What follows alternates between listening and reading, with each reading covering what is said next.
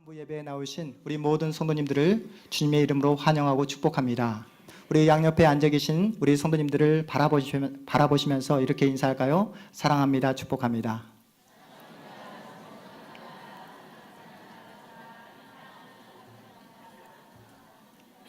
네. 정말 날씨가 많이 덥죠. 기록적인 폭염이 연일 계속되고 있습니다. 폭염 때문에 잠을 이루시지 못하는 우리 성도님들도 많이 계실 겁니다. 요즘 제가 7살 된 아들과 함께 한 침대에서 잠을 자는데요.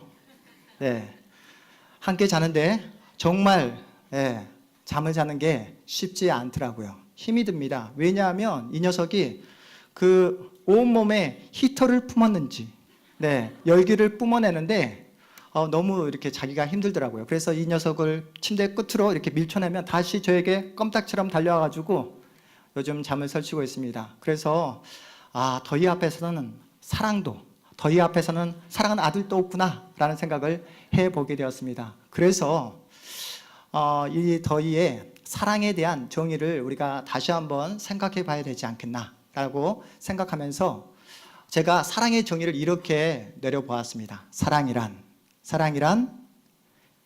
에어컨 앞자리를 아무 조건 없이 내어주는 것. 네. 사랑이란 선풍기 앞자리를 아무 조건 없이 내어주는 것. 우리 양옆에 우리 성도님들에게 이렇게 인사하겠습니다. 그 앞자리 제가 내어드리겠습니다. 네. 네. 네. 약속하셨습니다. 제가 다 봤어요. 제가 지난 월요일 날 여러분 송추 계곡 아십니까? 장흥 유원지에 있는 송추 계곡이라는 곳에 가게 되었는데요. 더위를 피해서. 그런데 평일인데도 불구하고 사람이 인산인해입니다. 힘들게 주차장을 찾아서 주차장에 차를 파킹한 다음에 주차장에서 한 150m 정도 위로 올라갔을까요? 그런데 그 짧은 거리임에도 불구하고 숨이 턱턱 막힙니다. 그리고 온몸이 땀으로 젖습니다. 그런데 길을 올라가는데 그 길 옆에 뭐가 보일까요? 네, 계곡물이 보입니다. 보는 것만으로도 시원합니다. 얼음물처럼 차가울 거라 기대하면서 바지를 걷어붙이고 제가 그 물에 첨벙 들어갔더니 이게 웬일입니까? 얼음물이 아니라 온천물입니다. 여러분, 날씨가 이렇게 덥더라고요. 요즘 폭염의 기세가 만만치가 않습니다. 재난 수준입니다. 우리 많은 분들이 폭염을 피해서 이제 휴가를 떠나십니다. 우리 성도님들 가운데 이미 여름 휴가를 다녀오신 분도 계실 것이고 또 어떤 분은 휴가를 기대하며 손꼽아 그렇게 하루하루 보내시는 우리 성도님도 계실 겁니다. 그동안 열심히 땀 흘려 일하셨기에 휴식이 필요합니다. 그래서 오늘 말씀의 제목이 바캉스를 떠나세요. 별로 안 좋아하시네요. 바캉스를 떠나라고 하시는데 네, 이번 주가 아마도 여름 휴가의 피크일 것 같습니다. 휴가를 다른 말로 우리 바캉스라고 이렇게 말을 하잖아요. 바캉스, 프랑스어입니다. 라틴어 바카티오라는 그 단어에서 이렇게 유래가 되었는데요. 여러분, 영어에서 휴가, 방학이라는 뜻을 가진 그 단어, 베케이션도 같은 어원입니다. 바캉스는 텅 비어 있다는 뜻으로, 무슨 뜻이라고요? 텅 비어 있다는 뜻으로 무작정 노는 것이 아니라 내 마음 가운데 있는 그 모든 무거운 짐들을 비워내는 것, 비워내는 시간이 바로 바캉스입니다. 진정한 바캉스는 여러분 어깨 위에 늘려져 있는 모든 무거운 짐을 내려놓는 것이죠. 그리고 여러분의 마음에 있는 모든 근심과 걱정을 내려놓고 자유함을 누리는 것, 이것이 바로 바캉스의 진정한 의미입니다. 오늘 말씀을 통해 이 자리에 앉아있는 우리 모든 성도님들이 진정한 바캉스를 누리시기를 주의 이름으로 축복합니다. 오늘 말씀을 통해 여러분 심령 가운데 주시는 그 하나님의 말씀을 통해 참된 쉼을 얻는 복된 예배의 시간 되시기를 다시 한번 주님의 이름으로 축복합니다. 오늘날 현대인들에게 가장 필요한 것은 무엇일까요? 아마도 쉼이 아닐까 생각해 봅니다. 우리에게 쉼이 필요한 이유가 무엇일까요? 우리 모두가 지금 몸과 마음이 지쳐있기 때문입니다. 무더운 더위 때문에 지쳐있고요. 또한 과도한 업무로 집안일로, 자녀 양육으로 우리 자녀들은 공부로 지쳐 있습니다. 내일에 대한 그 어떤 걱정, 염려로 마음 가운데 어려움과 쉼을 얻지 못하는 우리 성도님도 계실 겁니다. 제가 이번 주 말씀을 설교를 준비하면서 색다른 책 한 권을 읽게 되었는데요. 그 책 제목이 어떻게 되냐면 피로사회입니다. 피로사회. 피곤한 사회라는 뜻이에요. 네, 독일의 베를린 대학 교수인 한병철 교수님이 이 책을 쓰셨는데요. 그 교수님이 오늘날 우리가 살아가는 이 사회를 가리켜 피로사회라고 진단합니다. 오늘날 현대인들은 자기 자신을 착취한다는 거예요. 우리 성도님들 자신을 착취한다는 의미를 여러분 잘 알고 계시잖아요. 그렇죠? 모르십니까? 네, 착취한다. 잦은 야근과 그리고 주말 근무, 너무나 바쁜 생활이 우리의 일상이 되고 말았습니다. 우리는 한시도 쉼을 갖지 못하고 있어요. 너무나 바쁜 생활을 매일매일 그렇게 하고 있습니다. 끊임없이 과도한 업무로, 과도한 그 어떤 그 일로 우리를 힘들게 합니다. 무엇보다도 우리를 힘들게 하는 것이 무엇이죠? 경쟁입니다. 경쟁. 결과, 성과를 끊임없이 요구받고 있습니다. 성과를 극대화하기 위해 과도한 노동을 마다하지 않습니다. 더 좋은 성적을 얻기에 우리 자녀들 이렇게 더운 여름에도 불구하고 잠을 줄여가고 있잖아요. 여러분, 내일의 행복을 위해 오늘의 그 시간을 그렇게 희생하는 것을 당연하다라고 생각합니다. 한병철 교수는 이러한 우리의 사회를 가리켜 자기 착취의 굴레 속으로 걸어 들어가는 사람들. 다시 한번요. 자기 착취의 굴레 속으로 걸어 들어가는 사람들이라고 이렇게 표현합니다. 자기가 자신을 그렇게 착취하고 있는 거예요. 너 더 열심히 해야 돼. 너 좀 더 열심히 해야 돼. 자기 스스로 자신을 채찍질하고 있습니다. 착취를 하면서 또 스스로 착취를 당합니다. 가해자와 피해자가 구분이 되지 않습니다. 성공을 향해 달려가는 모든 현대인들 고독한 피로를 호소하고 있습니다. 그래서 여러분 입술에서 가장 많이 나오는 단어 중에 하나가 무엇이죠? 피곤해. 피곤해. 인생이란 피곤한 거야. 이렇게 쉽게 말하지 않습니까? 한병철 교수는 이러한 사회 현상이 나는 할 수 있다. 나는 할 수 있다는 긍정성의 과잉으로부터 비롯된 것이라고 설명합니다. 긍정의 힘, 무한 긍정의 생각이 우리를 너무나 지치게 만든다는 것이죠. 그 피곤함이 가족 간의 대화를 단절시켜 버렸습니다. 피곤하다 말을 하면서도 잠시도 쉼을 갖지 못하고 있어요. 식사 시간에도 스마트폰을 켜서 수많은 정보를 확인하고 있습니다. 잠을 자는 시간에도 카톡, 유튜브, 페이스북, 그리고 네이버 뉴스 등 수많은 넘쳐나는 그 정보를 확인하기에 제대로 된 쉼을 갖지 못하고 있는 그런 현실입니다. 그렇게 피곤하게 살아가다가 여러분 언제 진정한 휴식을 취하십니까? 그렇게 매일매일 바쁘게 그렇게 생활하시다가 언제 진정한 휴식을 취하십니까? 주일날 예배 시간에 휴식을 취하는 분들이 많이 계세요. 네, 설교를 시작한 지 얼마 되지 않았지만 벌써부터 정신이 혼미해진 분들이 지금은 안 계시는 것 같습니다. 네, 조금 이따 확인되면 말씀드릴게요. 그만큼 우리 사회는 피로 사회입니다. 그렇다면 우리는 이러한 피로 사회에서 어떻게 벗어날 수 있을까요? 여러분, 일상에서 벗어나 여행을 떠나면 그 피곤함에서 벗어날 수 있을까요? 여러분, 산으로 바다로 계곡으로 떠나면 진정한 바캉스를 누릴 수 있을까요? 여러분이 경험해서 아는 것처럼 집 떠나면 그때부터 뭐가 시작됩니까? 고생이 시작됩니다.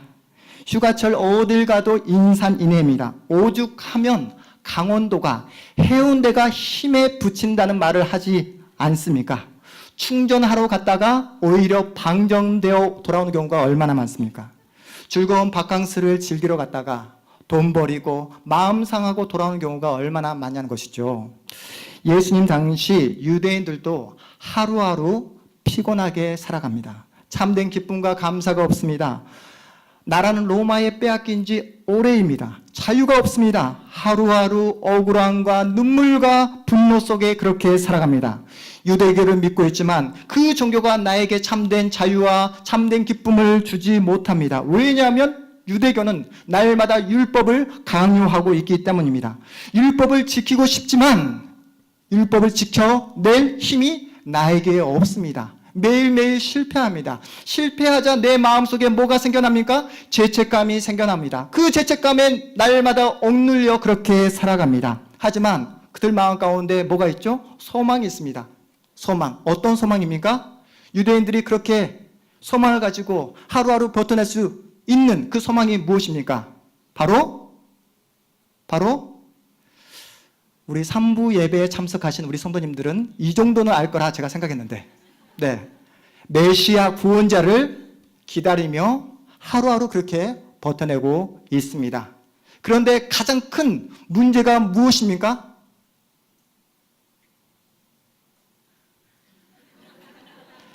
네, 가장 큰 문제는 바로 자신의 눈앞에 메시아이신 구원자이신 예수님이 계심에도 불구하고 알아차리지 못합니다. 예수님께 전혀 관심이 없습니다. 오히려 예수님에게 더 큰 적대적인 감정을 갖고 있습니다. 왜 그랬을까요? 그들은 하나님을 믿는다 하면서 왜 그렇게 피곤하게 살았을까요? 하나님을 사랑한다 말을 하면서 왜 예수님에게 그렇게 관심을 갖지 못했을까요? 하나님을 사랑한다 말을 하면서 왜 그들은 매일매일 그렇게 기쁨 없이 감사 없이 그렇게 죽을 표정으로 살아가고 있는 것일까요? 왜요? 그들은 말로는 하나님을 사랑한다 하지만 진정으로 하나님을 사랑하지 않았습니다. 예수님을 사랑하지 않았습니다. 예수님께 관심을 갖지 않았습니다. 왜냐하면 그들은 하나님이 목표가 아니라 세상이 목표였기 때문입니다. 여러분, 사람은 본성적으로 악합니다. 여기서 악하다는 말은 윤리도덕적으로 악하다는 말뿐만 아니라 본질적으로 사람은 진리에 대해, 생명에 대해 관심이 없습니다. 하나님에 대해 관심이 없습니다. 하나님을 사랑하지 않습니다. 하나님을 사랑하지 않기에 세상을 사랑합니다. 세상을 사랑하기에 세상의 것들을 내 마음에 채우기에 혈안이 되어 있습니다. 세상의 것들을 내 마음에 채우기에 하루도 쉴 날이 없습니다. 그래서 피곤합니다. 감사와 기쁨이 없습니다. 유대인들은 하나님을 떠나 살아가고 있습니다. 하나님을 떠나 죄의 노예로 그렇게 하루하루 의미 없이 그렇게 살아갑니다. 율법의 그 무거운 그 율법의 그 짐 때문에 그렇게 매일매일 의미 없이 살아가고 있는 그들에게 누가 찾아와 주시죠? 예수님이 찾아와 주십니다. 만나 주십니다. 그리고 이렇게 말씀하십니다. 우리 28절 말씀 우리 한 목소리로 함께 읽겠습니다. 28절 말씀입니다. 수고하고 무거운 짐진 자들아 다 내게로 오라. 내가 너희를 쉬게 하리라. 아멘.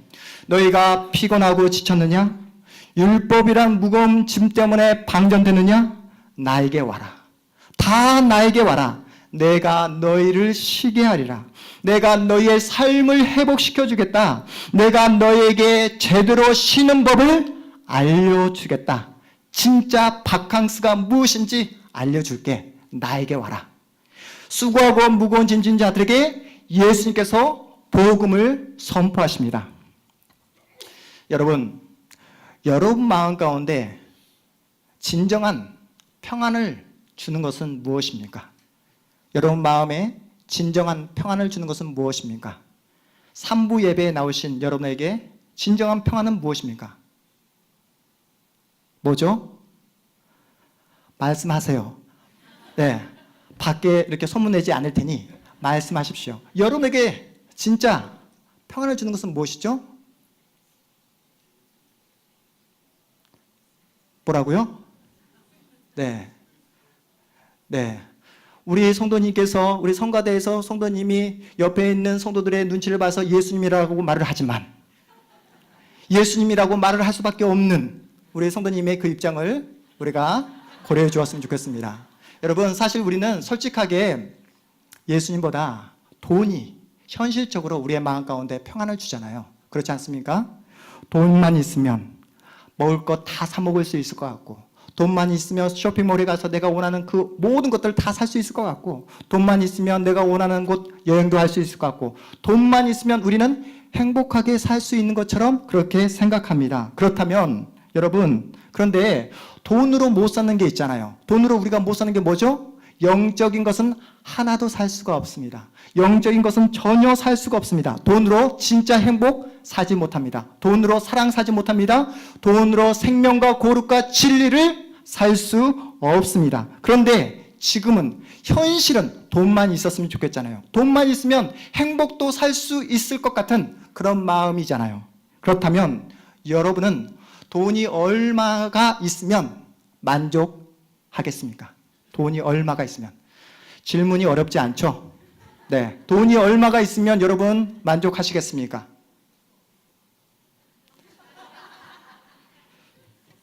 너무 액수가 큽니다. 네. 네. 조단이었어요. 여러분. 여러분, 그런데 조를 준다 할지라도 만족할까요? 돈에는 만족이 없습니다. 돈은 가질수록 부족합니다. 1,000만 원만 있었으면 좋겠다 생각했는데, 여러분 1,000만 원 가져보시니까 만족이 되십니까? 1,000만 원 안 가져보셨어요? 1억이 갖고 싶잖아요. 1억을 가져보시니까 만족이 되십니까? 1억을 가져보신 듯한 모습으로 고개를 흔드시는데, 여러분 10억을 가져도 우리는 만족이 되지 않습니다. 무엇을 이야기하냐면, 여러분 돈이 여러분의 인생과 운명을 보장해 주지 않는다는 것입니다. 돈이 여러분의 가정의 미래를 책임져 주지 않습니다. 돈이 여러분의 자녀의 인생을 책임져 주지 않습니다. 이것을 언제 깨닫게 됩니까? 오늘 우리에게 주신 말씀, 수고하고 무거운 짐진 자들아 다 내게로 오라. 이 말씀이 여러분 마음 가운데 들려질 때 비로소 돈이 내 인생을 책임져 주지 않구나, 돈이 나의 행복을 책임져 주지 않는구나 라는 사실을 깨닫게 되더라는 것입니다. 돈이.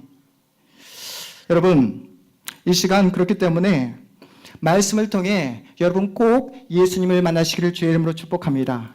여러분의 심령 가운데 예수님의 말씀이 들려지기를 주의 이름으로 축복드립니다. 여러분의 모든 인생의 문제가 예수님 앞에 놀림을 받고 예수 안에서 참된 평안을 누리시는 복된 예배 시간 되시기를 다시 한번 주의 이름으로 축복합니다.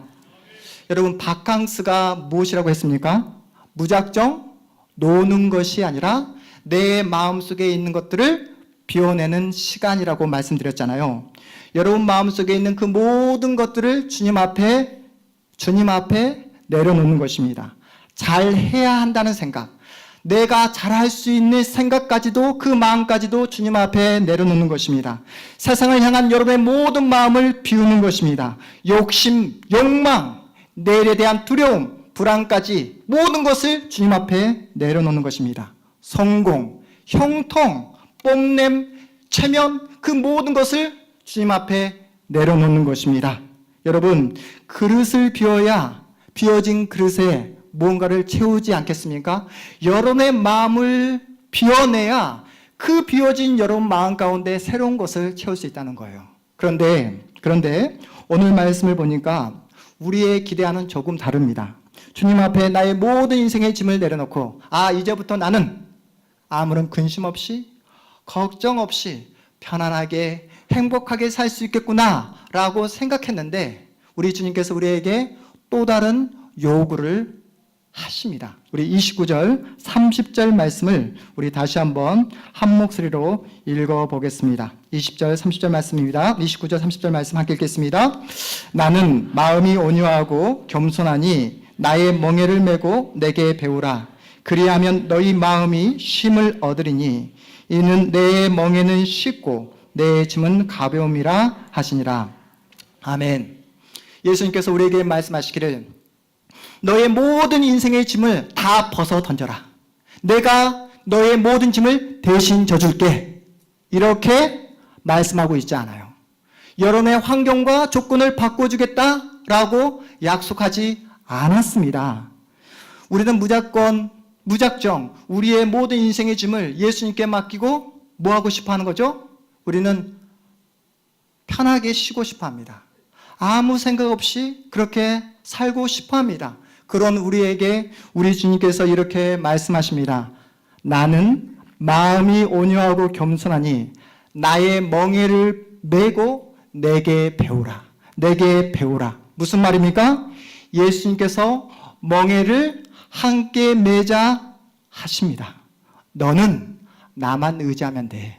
너는 나의 발걸음에, 나의 보폭에 맞춰 따라 걸어오면 돼. 너는 내가 어떻게 걸어가는지, 내가 어떻게 일하는지 보고 옆에서 배우면 돼. 너에게 절대로 무거운 짐, 너에게 맞지 않는 그 어려운 짐을 지우지 않을 테니 걱정하지 말고 염려하지 말고 나만 바라보고 나만 의지하면 돼. 세상은 너에게 맞지 않는 성공의 짐을 지우지만 영원히 만족할 수 없는 돈을 미끼로 너의 영혼을 파괴하지만 내가 너에게 주는 이 멍에는 너에게 생명을, 진리를, 거룩을 줄 거야. 너는 내 안에서만 참된 쉼을 얻을 수 있어. 그러니 내가 주는 멍에를 함께 매지 않을래? 내가 주는 이 멍에를 함께 매며 나와 함께 걸어가지 않을래? 라고 우리 주님께서 이 시간 여러분에게 말씀하고 있는 내용입니다. 지금은 여러분이 주님의 말씀에, 이 주님의 말씀에 반응할 시간입니다. 예수님께서 지신 멍에가 무엇입니까? 예수님의 십자가입니다. 여러분, 예수를 믿고 예수와 함께 멍에를 매면 어떠한 보상이 따르는지 아십니까? 세상이 줄 수 없는 평안을 얻게 됩니다. 감사와 기쁨을 얻게 됩니다. 세상에서 맛볼 수 없는 진정한 바캉스를 누리게 되는 줄 믿으시기 바랍니다. 더 이상 성공에 목마르지 않아도 됩니다. 불확실한 내일을 위해 내 자신을 더 이상 착취하지 않아도 됩니다. 여러분 스스로 여러분의 인생을 책임지지 않아도 됩니다. 할 수 없음에도 불구하고 나는 할 수 있어, 나는 할 수 있어 라고 자신에게 더 이상 폭력을 가하지 않아도 됩니다. 쓸데없는 것에 욕심을 부리지 않아도 됩니다. 더 많은 것을 소유하기 위해 다른 사람을 짓밟는 그런 폭력을 멈출 수가 있습니다. 우리의 신앙의 선배인 성 어거스틴이 자신의 저서 고백록에서 이러한 말을 합니다. 하나님, 당신께서는 우리를 당신을 향하여 있도록 지으셨기에 우리의 마음은 당신 안에서 안식할 때까지 쉴 수 없습니다. 다시 한번요. 하나님, 당신께서는 우리를 당신을 향하여 있도록 지으셨기에 우리의 마음은 당신 안에서 안식할 때까지 쉴 수 없습니다. 할렐루야. 여러분, 우리가 누구입니까? 피조물입니다. 피조물인 우리는 하나님 안에서만 참된 안식을 누릴 수 있습니다. 예수 안에서만 참된 쉼을 누릴 수 있습니다. 지금 이 자리에 수고하고 무거운 짐을 나홀로 지고 그러다 견디다 못해 쓰러진 분들이 얼마나 많이 계십니까? 주일마다 교회에 출석하지만 여전히 피곤에 지쳐 살아가고 있는 분들이 얼마나 많습니까? 왜 피곤이 떠나지 않을까요?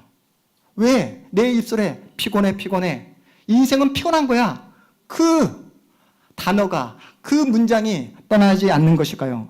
예수를 그저 나의 성공을 위한 수단으로 삼고 있기 때문입니다. 예수와 함께 멍에를 매지 않고 헛된 것을 바라보며 헛된 욕망을 쫓아 살아가고 있기 때문입니다. 여러분, 세상이 말하는 대로 살아가면 상처밖에 남지 않습니다. 세상이 말하는 대로 살아가면 고통을 받으며 살아갈 수밖에 없습니다. 여러분, 언제까지 걱정하며 염려하며 그렇게 피곤하게 살아갈 작정이십니까? 그 자리에서 벗어날 수 있는 유일한 방법은 예수님의 음성을 듣는 것입니다. 지금 이 시간 여러분에게 말씀하시는 그 주님의 말씀에 여러분이 믿음으로 반응하는 것입니다. 세상을 향한 모든 욕망과 욕심을 주님 앞에 내려놓고 여러분의 마음을 예수로 채우시면 됩니다. 예수께서 나에게 허락하신 그 멍에를 메고 예수와 함께 길을 걸어가면 여러분, 세상이 흔들 수 없는, 세상이 빼앗을 수 없는 참된 평안을 얻는 줄 믿으시기 바랍니다. 세상은 여러분에게 돈을 줄지 모릅니다. 세상은 여러분에게 권력을, 명예를 줄지 모릅니다. 세상은 여러분에게 건강을, 또한 사람, 인간관계, 인맥을 허락해 줄지 모릅니다. 무슨 말이냐면 세상이 여러분에게 허락한 것이라면 세상은 언제든지 그 모든 것들을 여러분에게서 빼앗아 갈 수 있다는 거예요. 무슨 말인지 아시겠습니까? 그런데 세상은 예수를 줄 수 없습니다. 믿으십니까?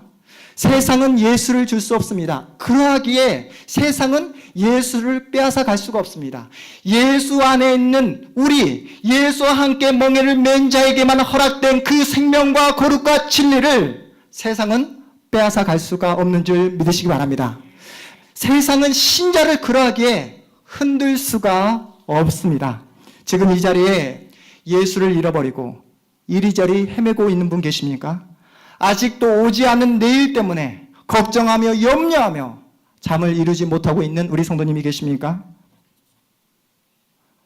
내 가정을 어느 방향으로 이끌어가야 할지, 처자식을 어떻게 먹여 살려야 될지 그 막막함에 힘들어하는 우리 아버지들이 계십니까? 자녀들에게 소망을 물려줘야 되는데도 불구하고 자녀들에게 염려와 걱정과 근심을 물려주고 있는 그런 어머니는 안 계십니까? 더위와 싸우며 여전히 당면한 내 인생의 문제 때문에 고통하고 염려하며 근심하며 그렇게 오늘 또 눈물로 하루를 지내고 계시는 우리 성도님은 안 계십니까? 여러분, 계곡으로 가면, 바다로 가면 여러분의 인생의 문제를 해결할 수 있을까요? 먹는 것으로 해결할 수 없습니다. 쇼핑으로 만족할 수 없습니다. 음주감으로 내 인생의 문제를 잠시 내려놓을 수 있지만 정신 차리고 나면 더 큰 후회가, 더 큰 상처가 내 마음 가운데 물밀듯이 밀려온다는 사실을 여러분이 경험을 통해서 잘 알고 계실 겁니다. 세상이 말하는 그 어떤 방법도 영원한 해결책이 되지 않습니다. 그럼 어떻게 해야 할까요? 여러분, 어떻게 하시겠습니까? 우리의 소망은 예수밖에 없는 줄 믿으시기 바랍니다. 예수를 바라보시기 바랍니다. 주의 말씀에 믿음으로 반응해야 합니다. 수고하고 무거운 짐진 자들아, 다 내게로 오라. 내가 너희를 쉬게 하리라. 이 주님의 말씀을 믿고 의지하여 여러분의 인생의 모든 짐을 주님 앞에 맡길 때에 여러분이 참된 쉼을 얻게 되는 줄 믿으시기 바랍니다. 그리고 주님께서 여러분에게 허락하신 새로운 멍에를 메시면 되는 거예요. 주님께서 여러분에게 함께 매자 하신 그 새로운 멍에를 여러분이 메시면 여러분 어깨에 뭐가 생길까요? 뭐가요? 질문이 어렵습니까, 여러분? 다시 한번. 어깨에 근육이 생깁니다.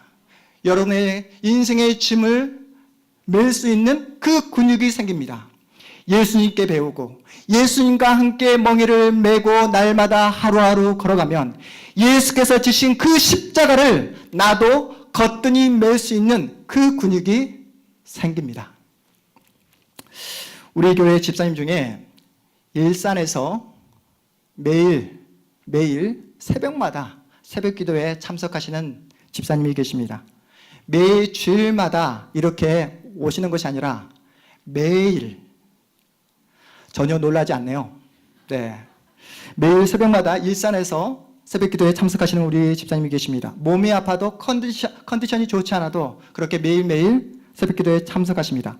처음에는 100일 작정하고 그렇게 참석하셨습니다. 100일이 되었을 때 제가 집사님에게 여쭤보았습니다. 집사님, 100일을 기도에 참석하신 소감이 어떻습니까? 목사님, 예전에는 돈 많이 벌게 해주세요. 빚 갚게 해주세요. 건강 지켜주세요. 라는 기도를 했는데 요즘에는 그런 기도 전혀 하지 않습니다. 복음으로 해석하게 해주세요. 주의 말씀으로 나의 상황과 나의 모든 형편을 해석할 수 있는 그 믿음의 눈을 허락해 주세요라고 기도한다는 거예요. 그래도 집사님, 집사님의 지금 형편이, 지금 사업이 힘들다고 들었는데 괜찮으세요? 라고 제가 여쭤봤을 때 그 집사님이 저에게 하셨던 말씀, 목사님, 어련히 하나님께서 저를 인도해 주시지 않겠습니까?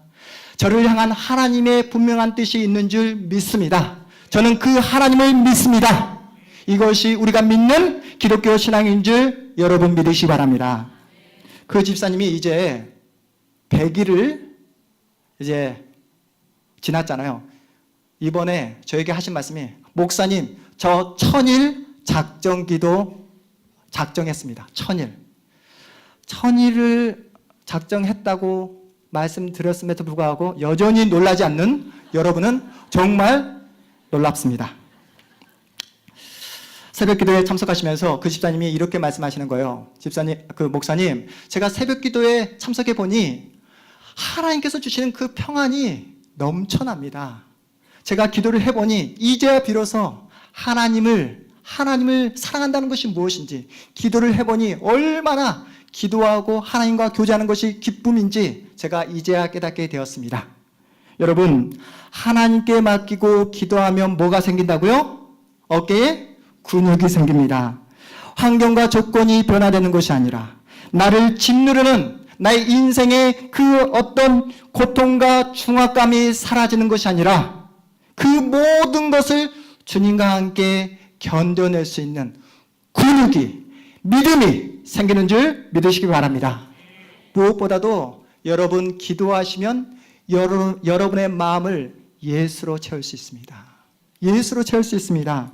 예수로 내 마음을 채우면 여러분이 마주하는 그 모든 현실 속에서 겪는 그 아픔, 고통, 어려움들을 감당해낼 수 있는 힘을 예수님으로부터 공급받는다는 사실을 믿으시기 바랍니다.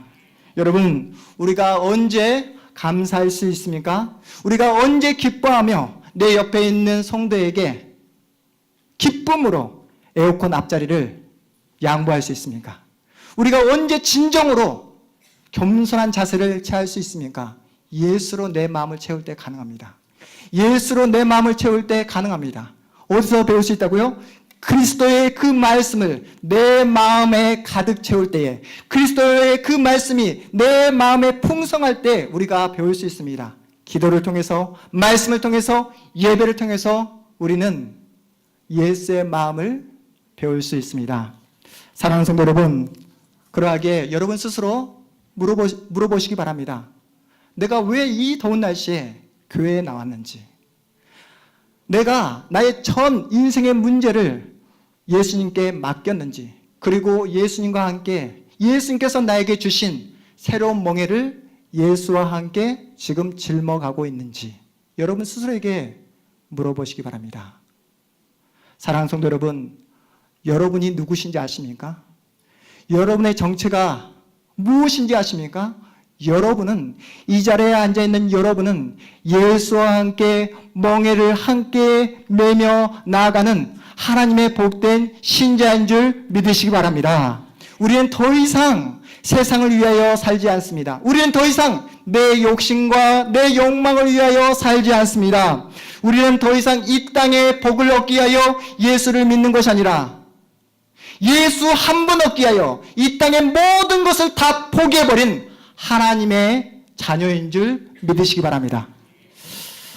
자기 스스로 착취해가면서 피곤함을 떨칠 수 없는 이 오늘날 현실 속에서 이 자리에 앉아있는 여러분만이, 이 자리에 앉아있는 여러분만이 그 피곤한 사회로부터 벗어난, 그 피로 사이에서 결별한 유일한 하나님의 자녀인 줄 믿으시기 바랍니다.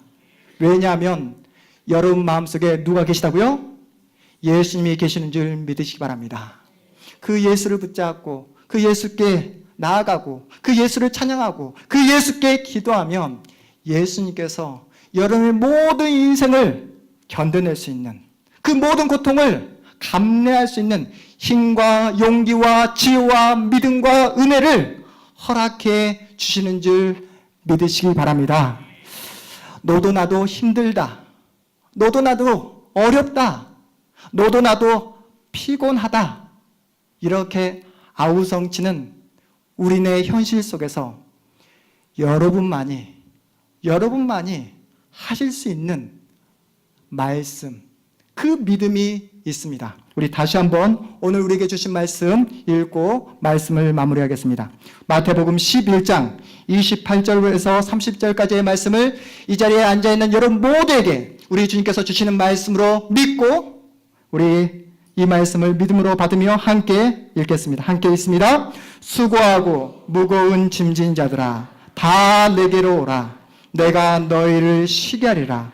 나는 마음이 온유하고 겸손하니 나의 멍에를 메고 내게 배우라. 그리하면 너희 마음이 쉼을 얻으리니 이는 내 멍에는 쉽고 내 짐은 가벼움이라 하시니라. 아멘. 여러분의 삶에 예수께서 주시는 이 말씀을 통해 참된 승리와 기쁨과 감사가 넘쳐나시기를 주님의 이름으로 축복합니다.